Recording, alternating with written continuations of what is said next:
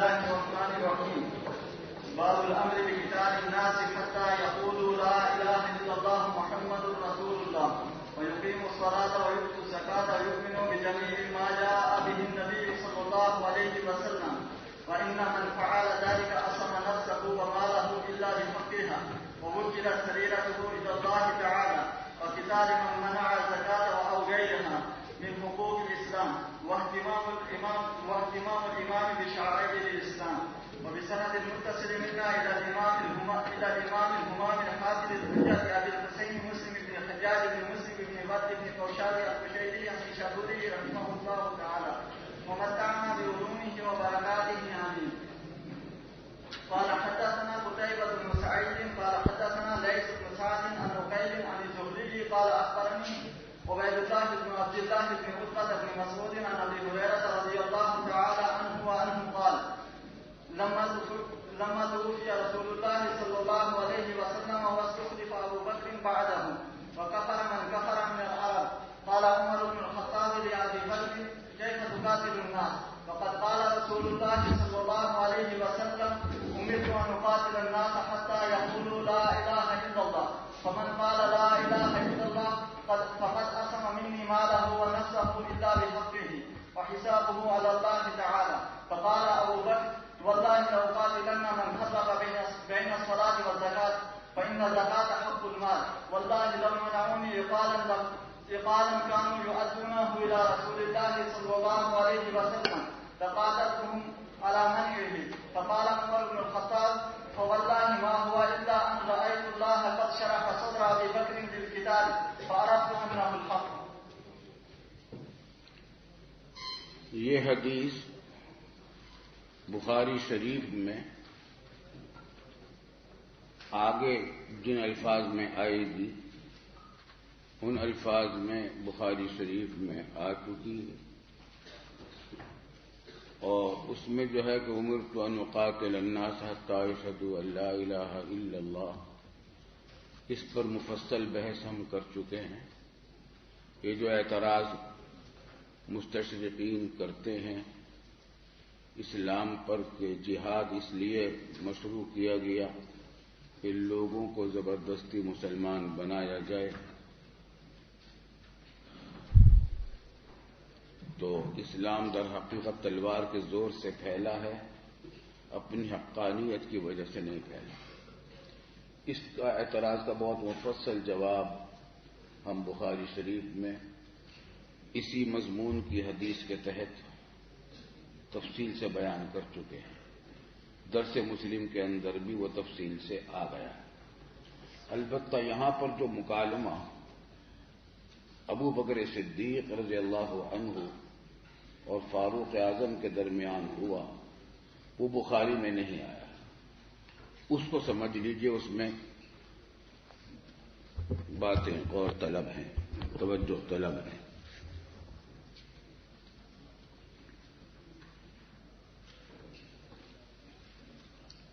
جب رسول اللہ صلی اللہ علیہ وسلم کی وفات ہوئی اور ابو بکر صدیق کو خلیفہ آپ کے بعد بنا دیا گیا، وَكَفَرَ مَنْ كَفَرَ مِنَ الْعَرَبِ، اور مزید یہ کہ عرب میں سے جن لوگوں کو کافر ہونا تھا وہ کافر ہو گئے، یعنی ارتداد کا فتنہ پھیل اٹھا. تقریباً پورے عرب میں یہ فتنہ اٹھ کھڑا ہوا تھا. بڑا خوفناک فتنہ تھا اور اس فتنے سے خطرہ یہ ہو گیا تھا کہ فوری ہی طور سے اسلامی حکومت کا خاتمہ ہو جائے. یہ فتنہ جو تھا اس میں طرح طرح کے لوگ تھے. کچھ قبائل نے تو یہ اعلان کر دیا کہ ہم پرانے مذہب پر واپس جا رہے ہیں. یہ وہ لوگ تھے جن کو صحبت نہیں ملی تھی، اسلام مشرب اسلام ہوئے زیادہ عرصہ نہیں ہوا تھا، کمزور ایمان تھا اور بس وہ اسی بات سے ہو گئے کہ چونکہ رسول کا تو انتقال ہو گیا تو بس اب اس دین کو چھوڑو، اور انہوں نے ارتداد کا راستہ اختیار کر لیا، اپنا آبائی مذہب۔ متعدد قبائل نے یہ کیا کہ جھوٹے مدعیان نبوت کے پیروکار ہو گئے، مسیلمہ کذاب، اسود انسی وغیرہ ان کی پیروی میں لگ گئے، جیسے کہ قادیانی ہمارے ملک میں جھوٹے مدعی کذاب کے پیچھے لگ گئے تھے، ایسے ان کے پیچھے لگ گئے۔ اس طریقے سے ارتداد ہوا۔ کچھ لوگوں نے بغاوت کی، ارتداد تو نہیں کیا، بغاوت کی، اور وہ اس طریقے سے کہ انہوں نے یہ کہا کہ ہم زکوٰۃ رسول اللہ صلی اللہ علیہ وسلم کے زمانے میں تو دیتے تھے، اب ہم زکوٰۃ نہیں دیں گے۔ حضور صلی اللہ علیہ وسلم کے پاس تو بھیجتے تھے زکوٰۃ، ابو بکر کو نہیں دیں گے۔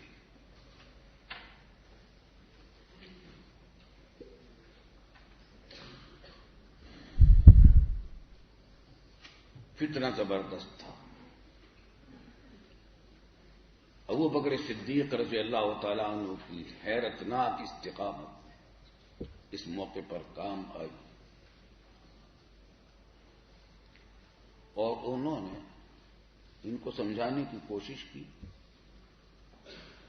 جب وہ نہیں سمجھے تو لشکر روانہ کرنے شروع ہوئے۔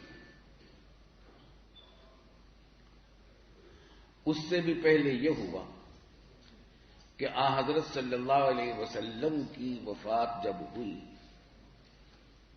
تو شاید آپ کو معلوم ہوگا کہ اس وقت جیش اسامہ تیار کھڑا ہوا تھا عیسائیوں سے مقابلہ کرنے کے لیے، عیسائیوں پر حملہ کرنے کے لیے، اردن پر، شام کے علاقے پر، ہرقل قیصر روم کے علاقے پر فتح کرنے، حملہ کرنے کے لیے۔ حضرت اسامہ کم عمر تھے، 14، 15، 16 سال عمر تھی۔ ان کو امیر لشکر بنایا تھا، ابو بکر و عمر کو ان کے ماتحت کیا تھا، اور ان کو روانہ کیا تھا موتا کی طرف۔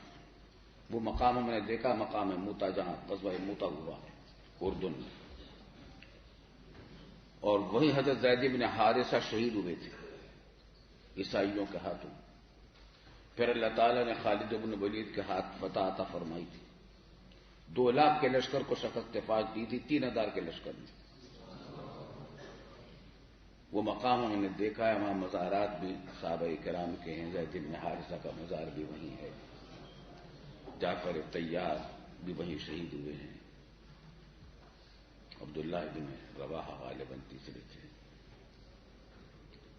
عجیب و غریب بات ہے، جب ہم وہاں گئے، اب 5-6 سال پہلے کی بات ہے، تو ہمارے جو رفیق تھے میزبان میں لے کر گئے تھے، وہ میدان بھی دیکھا جہاں جنگ ہوئی تھی، اور پھر وہاں قبرستان ہے، شہداء کے مزارات ہیں، اور بستی ہے تھوڑی سی بلندی پر، اس بستی کا نام موتا ہے، شہر ہے، اسی کے اندر مزارات ہیں ان شہداء، ان بزرگوں کے، جعفر طیار کے اور زید بن حارثہ کے، اور تیسرا عبداللہ بن رواحہ کے شہید۔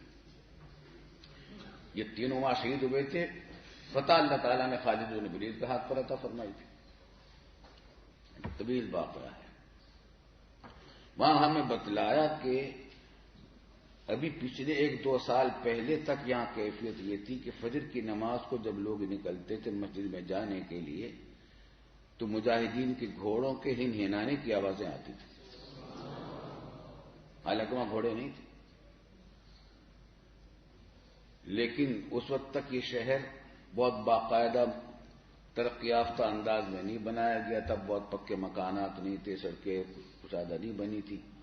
جب تک یہ سادگی کے ساتھ تھا تو وہاں گھوڑوں کی آوازیں اس وقت تک آتی تھی، ٹاپوں کی آوازیں آتی تھی، ہنہنانے کی آوازیں آتی تھی۔ 3000 کا لشکر تھا اور 2 لاکھ کے لشکر کو شکست فاش دی تھی۔ ہرقل قیصر روم خود مقابلے پر آیا تھا۔ خیر،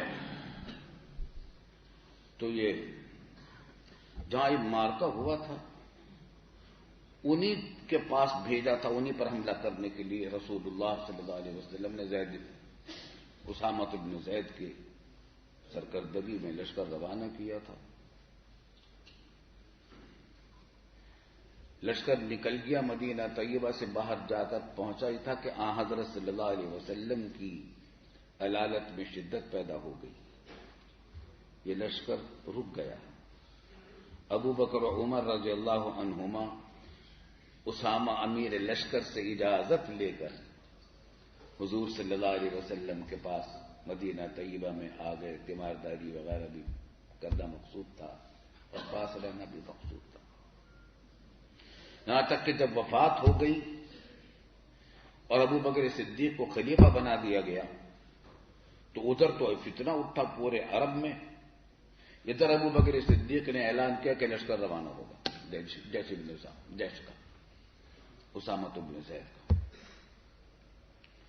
صحابہ کرام نے کہا کہ آدمی کیا کر رہے ہیں، مدینہ خالی ہو جائے گا مجاہدین سے اور یہ سارے قبائل باغی ہو رہے ہیں، اقتدار پھیل رہا ہے، اور وہ منصوبے بنا رہے تھے مدینہ پر حملہ کرنے کے، حملہ کرنے والے تھے تمام قبائل مل کر۔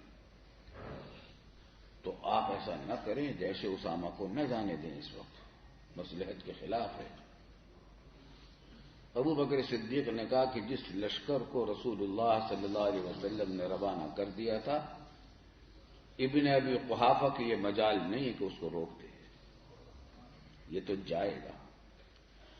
اگرچہ چیلیں اور پرندے میری ہڈیاں اور گوشت پوست کو نوچ ڈالیں، لیکن یہ لشکر ابو بکر روانہ کرے گا جس کو رسول اللہ صلی اللہ علیہ وسلم نے روانہ کیا۔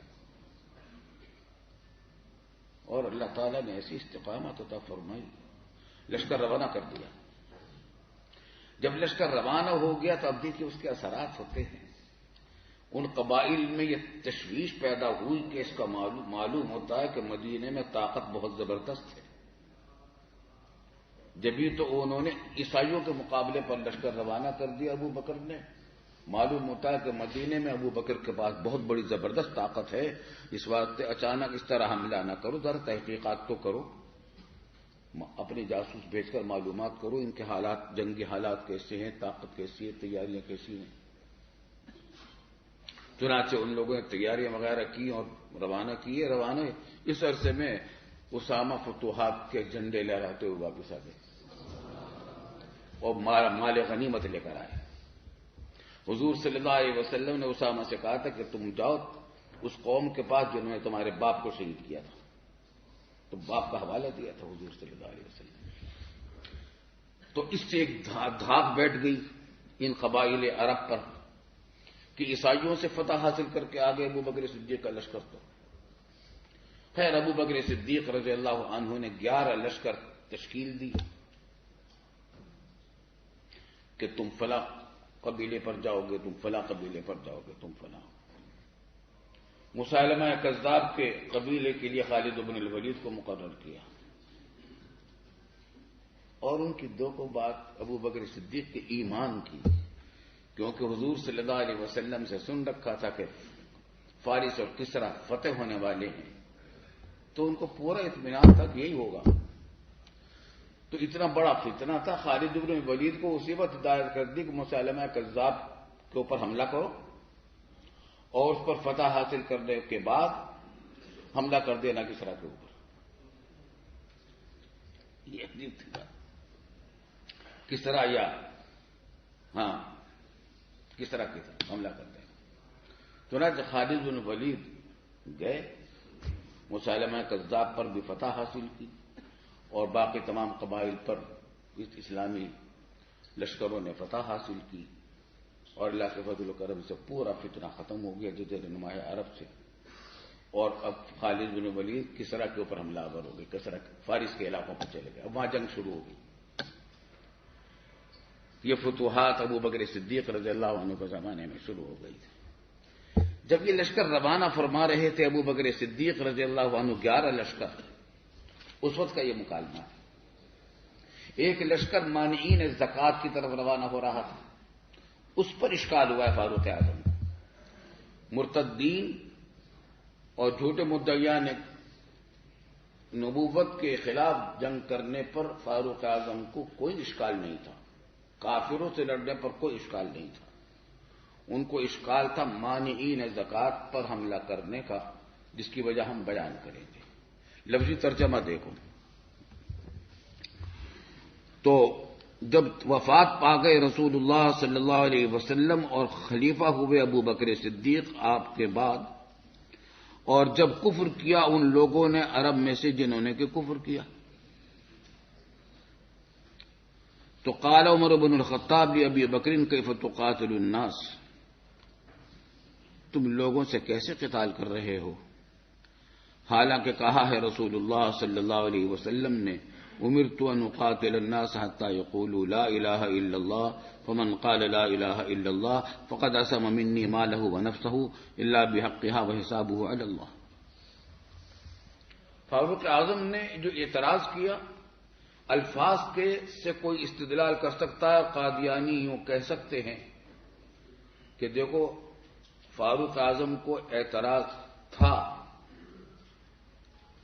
جھوٹے مدعیان نبوت کے خلاف قتال کرنے پر، اور فاروق اعظم نے یہ حدیث پیشی کی حتی یقول امرت ان اقاتل الناس حتی یقولوا لا الہ الا اللہ. تو لا الہ الا اللہ تو ہم بھی پڑھتے ہیں، تو ہم سے قتال کرنے کی اجازت نہیں. آئی سمجھ میں بات نہیں؟ لیکن خوب سمجھ لیجئے کہ فاروق اعظم کو اشکال مرتدین اور جھوٹے مدعیان نبوت کے خلاف لشکر بھیجنے پر نہیں تھا، جیسے کہ آگے مکالمے سے واضح ہو جائے گا. ان کو اشکال تھا مانعین زکوٰۃ پر لشکر بھیجنے کا. کیا وجہ تھی؟ اشکال کیوں تھا مانعین زکوٰۃ کے خلاف جنگ کرنے پر؟ اس کو ذرا سمجھ لیجیے. اور وہ یہ کہ فاروق اعظم اور ابو بکر صدیق رضی اللہ عنہ اس بات پر متفق تھے کہ یہ مانعین زکوٰۃ ابھی ان پر کفر کا فتویٰ نہیں لگا ہے، ابھی یہ کافر نہیں ہوئے، ان کو مرتد قرار نہیں دیا جا رہا ہے. پہلے اس کو سمجھ لیجئے کیوں. وجہ اس کی یہ ہے. اچھا، اس پر اشکال ہوتا ہے کہ آج اگر کوئی زکوٰۃ کی فرضیت کا انکار کرے کافر ہو جائے گا؟ نہیں ہو جائے گا. تو ابو بکر صدیق اور فاروق اعظم نے ان کو کافر کیوں قرار نہیں دیا مانعین زکوٰۃ کو؟ اس کی وجہ یہ تھی کہ یہ مانعین زکوٰۃ نئے مشرف باسلام ہوئے تھے. یہ لوگ زکوٰۃ کی فرضیت کے تو قائل تھے، زکوٰۃ فرض ہے یا فرض تھی، لیکن زکوٰۃ کی ابدیت کے قائل نہیں تھے. یوں سمجھتے تھے کہ یہ فریضہ صرف رسول اللہ صلی اللہ علیہ وسلم کے زمانے تک تھا، آپ کی وفات کے بعد ختم ہو گیا. اور ان کو کچھ شبہات لگے تھے بعض آیات قرآنیہ سے. سورہ توبہ میں ارشاد ہے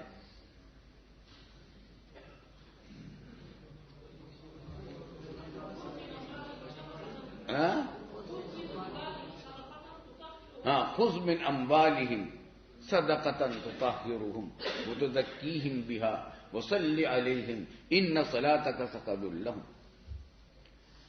آپ ان سے صدقے کی رقم لیجیے. حضور سے خطاب ہے، سب مسلمانوں سے خطاب نہیں. آپ ان سے صدقے کی زکوٰۃ کی رقم وصول کیجیے. جو صدقہ ان کے مالوں کو زکوٰۃ پاک کرے گا ان کو اور ان کے مال کو. وصلی علیہم، اور ان کے اوپر آپ دعائیں کیجیے ان کے لیے، اور ان کو دعائیں دیجیے جن کو جو زکوٰۃ ادا کرتے ہیں، کیونکہ آپ کی دعا ان کے لیے بڑی سکن کا باعث ہے. تو انہوں نے کہا کہ یہ خطاب خاص ہے رسول اللہ صلی اللہ علیہ وسلم کے لیے، پوری امت سے خطاب نہیں ہے. تو حضور صلی اللہ علیہ وسلم کی وفات اب ہو چکی ہے، اس واسطے فرضیت زکوٰۃ ختم ہو گئی. بات سمجھ میں آ گئی؟ یہ شبہ لگا تھا، اور ان کو زکوٰۃ کی ابدیت کا علم ضروری حاصل نہیں ہوا تھا. فرضیت کا علم ضروری تو حاصل ہو گیا تھا، چنانچہ قائل تھے، لیکن سمجھتے تھے کہ حضور صلی اللہ علیہ وسلم کے زمانے تک تھا، بعد میں بھی یہ حکم باقی ہے یا نہیں، اس کا علم ضروری ان کو حاصل نہیں تھا۔ اور یہ آپ کتاب ایمان کے مقدمہ کے مسائل میں پڑھ چکے ہیں کہ ایمان کا مکلف آدمی انہی چیزوں پر ایمان لانے کا مکلف ہوتا جس کا علم ضروری حاصل ہو چکا ہوا۔ تصدیق بما علم مجیء النبی صلی اللہ علیہ وسلم ابھی ضرورت ہے، علم ضرورت۔ ان کو علم ضروری حاصل نہیں ہوا تھا اور نئے نئے مسلمان ہوئے تھے، اس واسطے ان کو معذور قرار دیا گیا اور کفر کے فتوے سے باز رہے، ان کو کافر قرار نہیں دیا۔ لیکن پھر بھی ابو بکر صدیق نے ان سے قتال کیا۔ وہ جو قتال کیا تھا وہ ارتداد کی وجہ سے نہیں تھا بلکہ بغاوت کی وجہ سے تھا کہ ابو بکر صدیق نے حاکم اسلام میں ایک حکم جاری کیا کہ زکوٰۃ ادا کرو جیسے کہ رسول اللہ صلی اللہ علیہ وسلم کے زمانے میں ادا کی جاتی تھی۔ ان کے شبہات کو دور کرنے کی بھی کوشش کی، اس کے باوجود یہ راضی نہیں ہوئے تو ان قتال کیا گیا بغاوت کی وجہ سے۔ تو یہ پہلا موقع ہے کہ باغیوں کے خلاف قتال ہوا ہے۔ آئی سمجھ بات نہیں؟ چنانچہ فاروق اعظم کو اس پر اشکال ہوا کہ مانعین زکوٰۃ کو جب آپ بھی کافر قرار نہیں دیتے، میں بھی کافر قرار نہیں دیتا، تو پھر ان سے قتال کیوں ہو رہا ہے؟ تو ابو بکر صدیق نے جو جواب دیا اس کی تفصیل آگے آئے گی۔ 4 دلیلیں پیش کی اور وجہ اس کی یہ واضح ہوئی اس سے کہ یہ بغاوت کی وجہ سے قتال کر رہے تھے۔ فاروق اعظم نے جو دلیل پیش کی وہ یہ دیکھی حدیث کہ آپ کیسے قتال کر رہے ہیں، حالانکہ رسول اللہ صلی اللہ علیہ وسلم نے فرمایا تھا کہ مجھ کو حکم دیا گیا کہ میں لوگوں سے قتال کروں یہاں تک کہ وہ لا الہ الا اللہ کہیں، فمن قال لا الہ الا اللہ فقد عصم منی مالہ ونفسہ الا بحق علما۔ اس میں صرف لا الہ الا اللہ کا مطالبہ ہے، لا الہ الا اللہ پڑھ لیں تو ان کے جان و مال کی حفاظت ہو جائے گی۔ لیکن فاروق اعظم کو یہ حدیث پوری یاد نہیں رہی تھی، اس میں لا الہ الا اللہ کے بعد وَيُقِيمُ الصَّلَاةَ وَيُؤْتُوا الزَّكَاةَ کے الفاظ بھی تھے، جیسے کہ انہی کے صاحبزادے ابن عمر کی روایت آگے آ رہی ہے۔ بات سمجھ آتی ہے نہیں آتی؟ تو فاروق اعظم نے اشکال جو کیا وہ اس وجہ سے کیا کہ رسول ان کو حدیث پوری یاد نہیں تھی اور انہوں نے کہا کہ جب لا الہ الا اللہ پڑھ رہے ہیں تو ان سے قتال کرنا جائز نہیں، تو یہ باغی اگرچہ ہیں تو مگر لا الہ الا اللہ کلمہ گو ہیں، اس بات سے ان سے قتال جائز نہیں ہوگا۔ یہ تھا استدلال فاروق اعظم کا۔ بات سمجھ میں آ رہی ہے؟ ذہن میں آتی ہے بات؟ کلمہ گو ہیں، زکوٰۃ ادا نہیں کر رہے تو ہم ان کو اس وجہ سے مرتد اور کافر قرار دیتے نہیں، جب کافر نہیں قرار دیتے تو ان سے قتال جائز نہیں کیونکہ کلمہ گو ہے۔ یہ دلیل تھی فاروق اعظم کی۔ دلیل سمجھ میں آ گئی اچھی طریقے سے؟ اب ابو بکر صدیق کی بات دیکھیں۔ ابو بکر تو ابو بکر ہیں، اللہ اکبر۔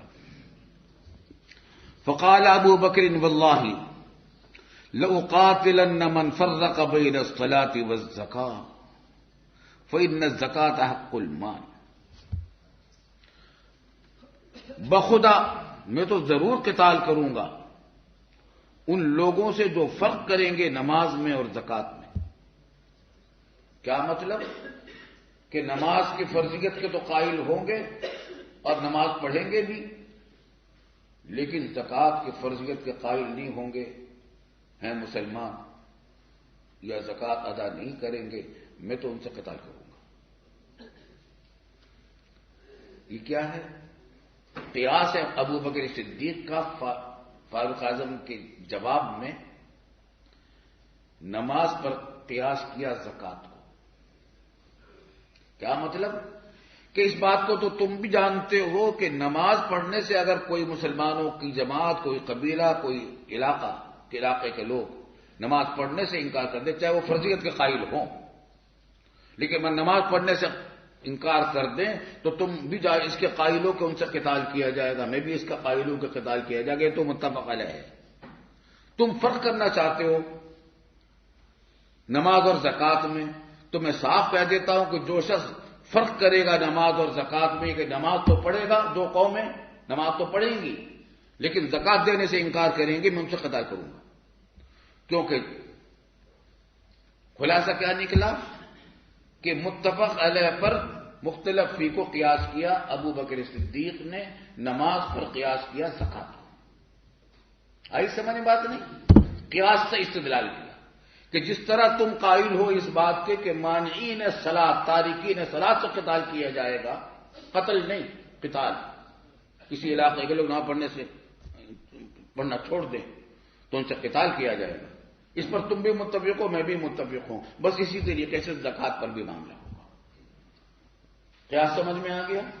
اچھی طرح سمجھ میں آ گیا؟ آگے دلیل ابو بکر صدیق دیتے ہیں۔ اشکال ہوتا ہے کہ فاروق اعظم نے تو حدیث مرفوع پیش کی تھی، ابو بکر صدیق قیاس پیش کر رہے ہیں، تو اتنی بات نہیں ہے، بلکہ دوسری دلیل دی کہ فإن الزکاۃ حق المال، اس لیے کہ زکوٰۃ مال کا حق ہے، جیسے کہ نماز جان کا حق ہے، اور حق اسلام کی وجہ سے قتال کرنے کا حکم خود اسی حدیث میں موجود ہے جس کو تم نے پیش کیا۔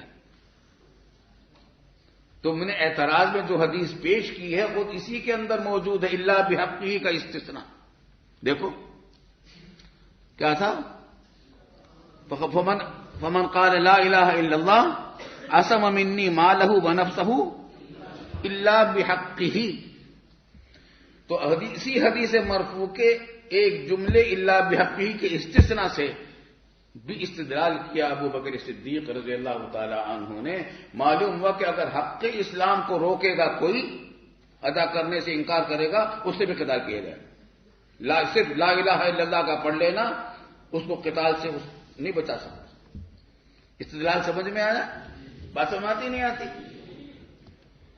بیچ میں ایک بات اور یاد آ گئی، ہمارے استاد حضرت مولانا مفتی رشید احمد صاحب نے واقعہ سنایا کہ میں ریل میں سفر کر رہا تھا تو کوئی شاید منکر حدیث تھا، کون تھا، تو اس نے مجھ سے کوئی بات شروع کر دی، یہیں پاکستان میں لمبی سفر میں تھی کہیں،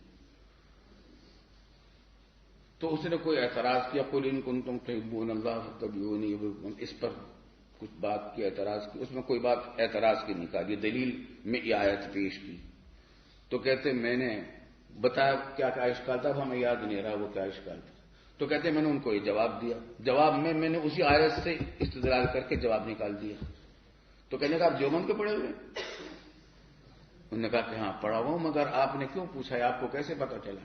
کہنے لگے یہ بات دیوبند کے ہی حضرات میں نے دیکھی ہے کہ وہ اعتراض ہی میں سے جواب نکال دیتے ہیں۔ تو خیر، ابو بکر صدیق رضی اللہ تعالی عنہ نے اعتراضی دلیل ہی میں سے جواب نکال دیا الا بحقہ کا، کہ اس پر تو توجہ کرو، حق اسلام کی وجہ سے بھی جان اور مال لیا جا سکتا ہے، صرف کلمہ طیبہ جان و مال کی حفاظت کے لیے کافی نہیں۔ دو دلیلیں ہو گئیں۔ تیسری دلیل خود یہ آگے آ رہی ہے، اب ابھی سے پڑھ لیجئے۔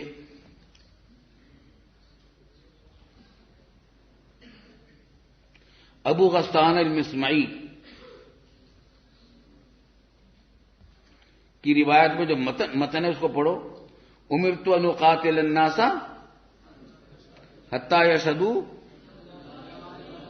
وان محمدر، آگے پڑھو، ویقیموا الصلاۃ ویؤتوا الزکاۃ فاذا فعلوه عصموا منی دماءهم واموالهم۔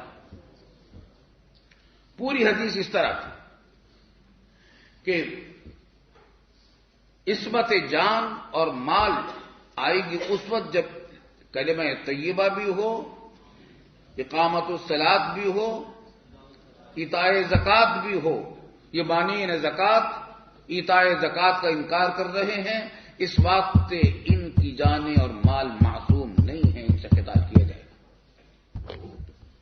چنانچہ نسائی میں روایت آتی ہے کہ ابو بکر صدیق نے یہ حدیث بھی فاروق اعظم کو سنائی تھی. یہاں تو ابن عمر کے حوالے سے آ رہی ہے، نسائی میں انس کے حوالے سے آئی ہے، اور اس میں یہ آیا کہ ابو بکر صدیق نے فاروق اعظم کے سامنے یہ حدیث بھی سنائی کہ پوری حدیث تمہیں یاد نہیں، پوری حدیث یوں ہے، اقامت الصلاۃ و ایتاء الزکوٰۃ. آئی سمجھ میں بات؟ تفسیر ابن کثیر میں کے حوالے سے والد صاحب نے تفسیر معروف القرآن میں یہ بات لکھی ہے کہ علامہ شبیر احمد صاحب عثمانی نے فتح الملہم میں نسائی کے حوالے سے نقل کی ہے یہ حدیث. آئی سمجھ میں بات نہیں؟ حضرت انس بات سمجھ میں آ گئی نا؟ یہ تیسرا استدلال ہو گیا ابو بکر صدیق کا، ایک قیاس سے، ایک الا بحق ہی کے لفظ سے حدیث مرفوع کے، اور ایک اسی حدیث کے بقیہ الفاظ سے جو انس کی روایت میں بھی آئے ہیں اور ابو ابن عمر کی روایت میں بھی آئے ہیں. فاروق اعظم کو یہ یاد نہیں رہے تھے. چوتھا استدلال قرآن کریم کی 2 آیتوں سے کیا ابو بکر صدیق نے، دونوں سورہ توبہ کی آیات ہیں. فَإِذَا انْسَلَخَ الْأَشْهُرُ الْحُرُمُ فَاقْتُلُوا الْمُشْرِكِينَ حَيْثُ وَجَدتُّمُوهُمْ فَخُذُوهُمْ وَاحْصُرُوهُمْ وَاقْعُدُوا لَهُمْ كُلَّ مَرْصَدٍ فَإِنْ تَابُوا وَأَقَامُوا الصَّلَاةَ وَآتَوُا الزَّكَاةَ فَخَلُّوا سَبِيلَهُمْ. تو یہاں توبہ اور اقامت الصلاۃ اور ایتاء الزکوٰۃ کے بعد ان کو راستہ کھولا گیا ہے، اس سے پہلے ان کو جان اور مال کی حفاظت کی ضمانت نہیں دی گئی. آئی سمجھ میں بات؟ اور دوسری آیت وہ بھی سورہ توبہ کی اگلے رکوع میں ہے کہ فَإِن تَابُوا وَأَقَامُوا الصَّلَاةَ وَآتَوُا الزَّكَاةَ فَإِخْوَانُكُمْ فِي الدِّينِ. تو معلوم کیا ہوا کہ اچھا دونوں آیت یہ بھی ابو بکر صدیق نے پیش کی تھی فاروق اعظم کے سامنے، اور والد صاحب رحمۃ اللہ علیہ نے تفسیر معارف القرآن میں تفسیر ابن کثیر کے حوالے سے یہ بات نقل کی ہے کہ ابو بکر نے یہ بھی دلیل پیش کی تھی. ابو بکر کی دلیل سمجھ میں آ گئی؟ صدیق ہیں اور افضل الصحابہ ہیں. تو 4 دلیلیں دی جن کے اندر ایک قیاس ہے، 2 حدیث مرفوع ہیں اور 2 آیات قرآنیہ ہیں. بات سمجھ میں آ گئی بھائی؟ چلیے آگے.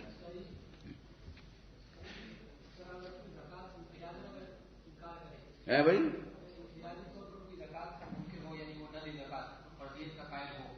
اور زکوٰۃ نہ دے تو کافر نہیں ہوگا. ذرا سمجھ لیجیے، یہ بھی اچھا کیا آپ نے سوال کر لیا. ادائے زکوٰۃ کی 2 صورتیں، ایک یہ کہ انفرادی طور پر ہر شخص اپنی طور پر زکوٰۃ ادا کر دے، جیسا کہ عام طور سے آج کل یہی ہو رہا ہے، اس سے بھی فرض کی ادائیگی ہو جاتی ہے. لیکن اصل شریعت کا جو قانون اور طریقہ ہے وہ یہ ہے کہ اسلامی حکومت کی ذمہ داری ہے کہ وہ زکوٰۃ وصول کرے، عوام کی ذمہ داری ہے کہ حکومت کو زکوٰۃ دے. چنانچہ ضیاء الحق صاحب نے اپنے زمانے میں نظام زکوٰۃ قائم کیا تھا، اس میں علماء سے مشورے کیے، مجھے بھی اس کے اندر ایک بڑے کمیٹی کا ذمہ دار بنایا، کیا برسوں ہم نے کام کیا،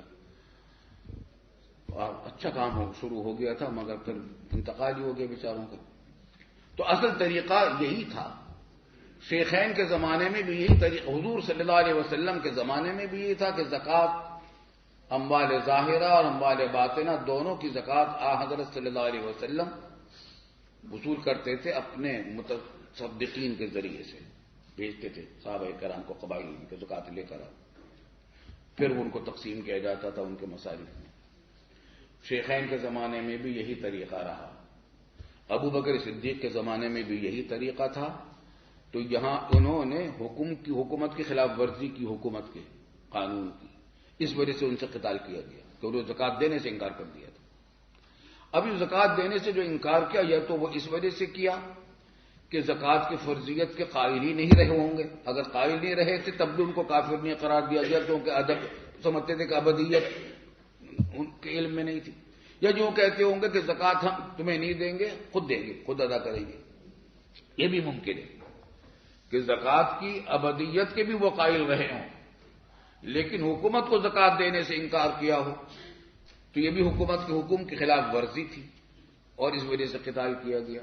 ہم اس مسئلے کو زیادہ بتاتے نہیں، اس بات کہ آج کل کی حکومتیں اگر سمجھ لیں گی، یہ مسئلہ سمجھ لیں گی تو پھر فساد پھیلائیں گے. زکوٰۃ کی رقم کو تو آج کل خرد برد کر دیتی حکومتیں. تو خیر اصل قانون یہی تھا کہ اسلامی حکومت زکوٰۃ وصول کرے اور لوگوں پر ذمہ داری تھی کہ وہ ادا کریں. لوگوں نے انکار کیا مانی نے زکوٰۃ نے، تو ابو بکر صدیق نے قتال کیا. اب اس زمانے میں چونکہ حکومتوں کی طرف سے انتظام نہیں رہا، اور اب تو انتظام آج ہی تو اخبار میں خبریں ہیں کہ حکومت اپنی انتخابی مہمات پر خرچ کرتی ہے، حکومت زکوٰۃ کی رقمیں تو اپنی ذاتی مقاصد کے لیے استعمال کرتی ہے. تو اس واسطے اب تو یہی ہمارا مشورہ ہوتا ہے لوگوں کو کہ زکوٰۃ اپنے طور پر ادا کریں. لیکن اگر ادا نہیں کریں گے تو ان سے اسلامی حکومت اگر ہوتی اور کسی پورے علاقے کے لوگ زکوٰۃ دینے سے انکار کر دیں گے، قتال کیا جائے گا. جیسے کہ امام محمد رحمۃ اللہ علیہ فرماتے ہیں کہ اگر کسی بستی کے لوگ اذان دینے سے انکار کر دیں میں قتال کروں گا ان سے. آئی سمجھ میں بات نہیں؟ وہ کس وجہ سے؟ بغاوت کی وجہ سے. جی چلیے ہے بھائی.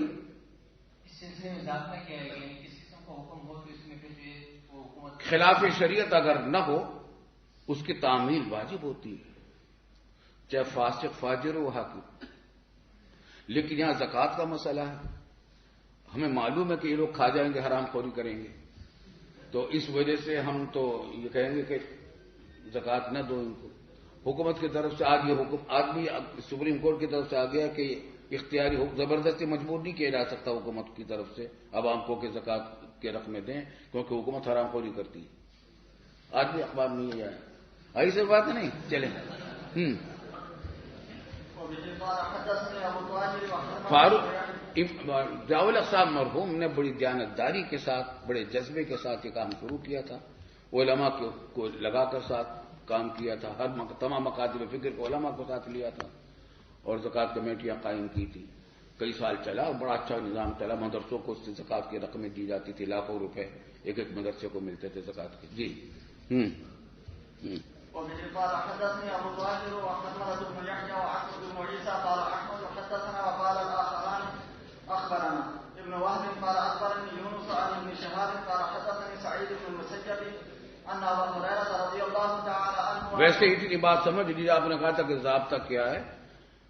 کوئی بھی حاکم و فاسق فاجر شرابی زانی وہ کسی بھی مباح چیز کو اگر کہے کہ لازم ہے وہ لازم ہو جائے گی، اور کسی مباح چیز کو کر دے کہ اس کی اجازت نہیں ہے، یہ تو نہیں کہتا کہ شرعاً ناجائز ہو گئی، مگر کہتا میں اجازت نہیں دیتا، تو پھر وہ ممنوع ہو جائے گی، جائز نہیں ہوگا. ٹریفک کے قوانین کے معاملے میں ہم تقریر میں یہی کہتے ہیں کہ ناجائز اس کی خلاف ورزی کرنا، قانون کی خلاف ورزی. البتہ اگر وہ حکم کوئی دے شریعت کے خلاف، اس کے اندر تسلیم نہیں کیا جائے گا. لا طاعۃ لمخلوق فی معصیۃ الخالق. ہم جو زکوٰۃ کے بارے میں کہتے کہ اگر حکومت کہے کہ زکوٰۃ ہمیں دو اور تم نہ دو، اس کی وجہ یہ کہ در حقیقت شریعت کے خلاف حکم ہوگا، کیونکہ ہمیں معلوم ہے کہ یہ رقم لے کر غلط جگہ پر خرچ کریں گے تو شریعت کے خلاف حکم ہے. اس بات سے ہم کہیں گے کہ حکومت کی اس بات کو نہ مانا جائے، موجودہ حکومتوں کی. جی ارے بھائی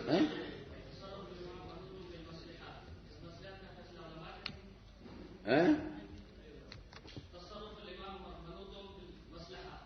پھر کئی جملہ دوبارہ بولیے.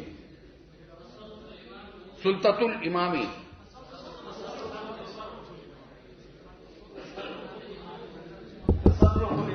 تصرف الامام یعنی ان کی ذمہ داری ایسی ہے کہ مصلحت کے مطابق فیصلہ کرے. اگر اس کی مصلحت یعنی مصلحت سے مراد ملی مصلحت، دینی مصلحت، قومی مصلحت، ملکی مصلحت، اپنی ذاتی مصلحت نہیں. اس کا فیصلہ اہل علم کریں گے کہ مصلحت کون سی معتبر ہے کون سی نہیں. اس میں حاکم کو پوچھنا پڑے گا علماء سے. جی چلیے چلیے.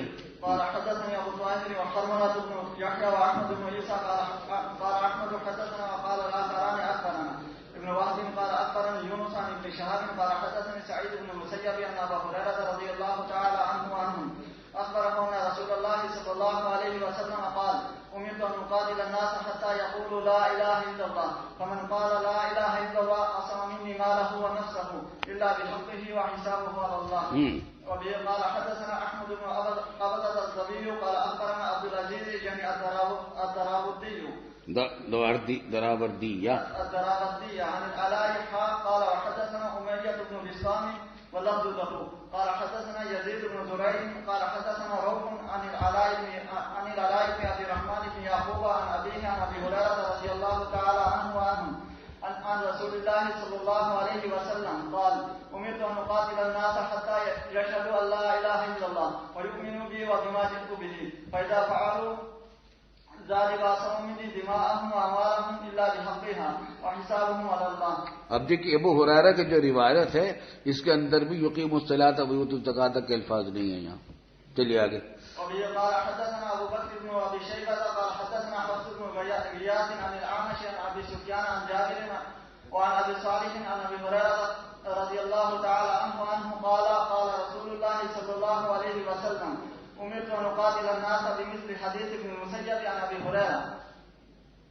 وبه قال حدثنا أبو بكر بن أبي شيبة قال حدثنا وكيع قال وحدثني محمد بن المثنى قال حدثنا عبد الرحمن يعني ابن مهدي قال جميعا قال حدثنا سفيان عن اتنی بات سمجھ لیجئے کہ الناس سے یہاں مراد مشرکین عرب ہیں، دنیا کے تمام لوگ مراد نہیں ہیں، کیونکہ ہم بتا چکے ہیں کہ دوسرے کافروں کے ساتھ تو یہ بھی کہ جزیہ لے کر ان کو کافر رہیں وہ تو رہ سکتے ہیں. وَإِن جَنَحَ اور مصالحت اگر کر لیں تو وَإِن جَنَحُوا لِلسَّلْمِ فَاجْنَحْ لَهَا یہ بھی ہو سکتی ہے. استعمال کر لیں تب بھی وہ ان کی جان کی حفاظت کی جا سکتی ہے. کچھ نہ کریں تو پھر قتال کیا جائے گا ان سے. آزاد ہے اب ہم ان سے قتال کرنے کے اندر. جی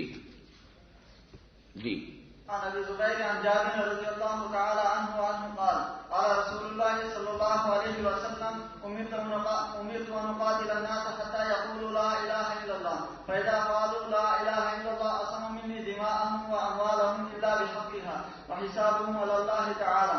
ثم قرأ انما انت مذكر لست عليهم بمسيطر. انما انت مذکر. اب تو آپ تو صرف تذکیر کرنے والے اور یاد دہانی کرنے والے ہیں. لست علیہ اشکال ہوتا ہے کہ یہ تو پھر قرآن کریم کی آیت تو یہ ہے کہ قتال کریں. آپ تو کہہ رہے ہیں قتال کریں گے اور قرآن کہہ رہا ہے کہ آپ صرف تذکیر کریں. اشکال سمجھ میں آ نہیں آتا؟ تو جواب خود اگلے جملے سے آ رہا ہے کہ وَحِسَابُهُمْ عَلَى اللَّهِ. مطلب کیا ہے کہ آپ ان کے دلوں کے اوپر مسلط نہیں کہ لست علیہم بمسیطر، آپ ان کے دلوں پر مسلط نہیں کیے گئے کہ آپ ان کے دلوں کی تحقیق کریں کہ دل میں بھی ایمان ہے یا نہیں. آپ تو ظاہر کے مکلف ہیں.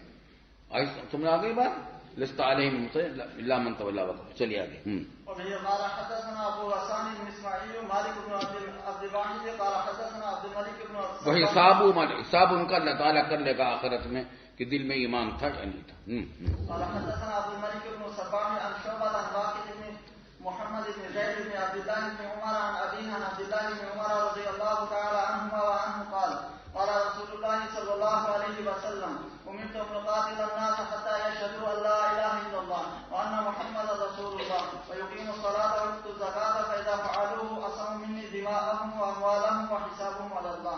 آگے چلیے. وبه قال حدثنا سويد بن سعيد وابن أبي عمر قال حدثنا مروان يعني الفزارية عن أبي مالك عن أبيه قال سمعت رسول الله صلى الله عليه وسلم يقول من قال لا إله إلا الله وكفر بما يعبد من دون الله حرم ماله ودمه وحسابه على الله. وبه قال حدثنا أبو بكر بن أبي شيبة قال حدثنا. خلاصہ یہ کہ جن حدیثوں میں یقیم الصلاۃ و یؤتوا الزکاۃ نہیں ہے وہ اختصار ہے اور دوسری روایت میں پوری تفصیل آ گئی ہے. جی.